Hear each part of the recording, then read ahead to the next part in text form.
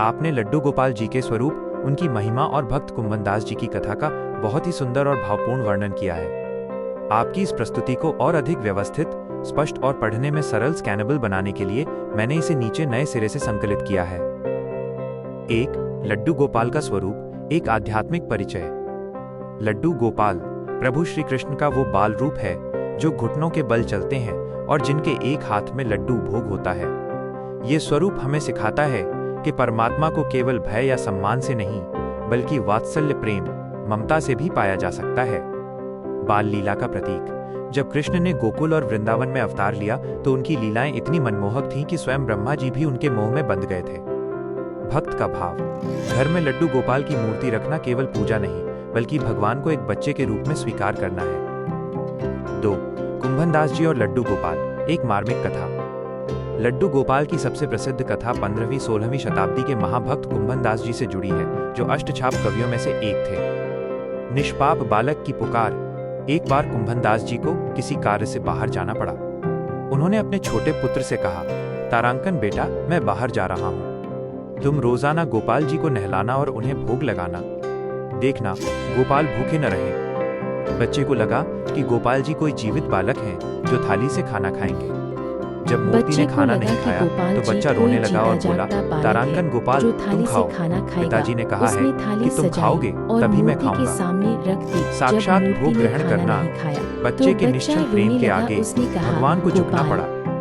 साक्षात बाल कृष्ण प्रकट हुए और उन्होंने सारा भोजन कर लिया। जब कुंभनदास जी वापस आए तो उन्हें आश्चर्य हुआ। एक दिन उन्होंने छुपकर देखा कि कृष्ण बालक के रूप में आकर लड्डू खा रहे हैं। विशेष, भगवान के हाथ में लड्डू और जमीन पर टिके हाथ की वही छवि आज लड्डू गोपाल के रूप में पूजी जाती है। देखा कि कटोरा खाली है। सेवा और दिनचर्या, डेली रूटीन। लड्डू गोपाल को घर में रखने का अर्थ है उन्हें परिवार का सदस्य बनाना। इनकी सेवा के मुख्य चरण इस प्रकार हैं। सेवा का प्रकार। विवरण। स्नान, बाथ। सुबह प्रेम से जगाकर जल, गंगा जल या पंचामृत से स्नान कराना। श्रृंगार, ड्रेसअप। सुंदर पोशाक, मुकुट, कुंडल, बांसुरी, काजल और चंदन का तिलक लगाना। भोग, फूड। माखन मिश्री उनका प्रिय है। घर में बना सात्विक भोजन, बिना लहसुन प्याज उन्हें अर्पित करना। शयन, स्लीप। रात को लोरी सुनाकर छोटे से बिस्तर पर सुला देना। 4. महत्व और लाभ। मान्यता है कि जिस घर में लड्डू गोपाल का निवास होता है वहां निम्नलिखित सकारात्मक परिवर्तन आते हैं। सुख शांति। घर का वातावरण हमेशा सकारात्मक बना रहता है। संतान सुख। ऐसी मान्यता है कि निसंतान दंपति यदि पुत्र भाव से सेवा करें तो उन्हें संतान की प्राप्ति होती है। प्रेम का विकास। परिवार के सदस्यों के बीच आपसी तालमेल और प्रेम बढ़ता है। 5. आवश्यक नियम, जरूरी बातें। यदि आप अपने घर में लड्डू गोपाल लाना चाहते हैं तो इन नियमों का पालन अवश्य करें। 1. अकेला न छोड़ें। उन्हें घर में कभी अकेला बंद करके न जाएं। यदि जाना हो तो उन्हें साथ ले जाएं या किसी अन्य को सेवा सौंपें। 2. ऋतु अनुसार सेवा। गर्मी में पंखा एस बड़ी ई और सर्दी में गर्म कपड़ों का ध्यान रखें। 3. शुद्धता।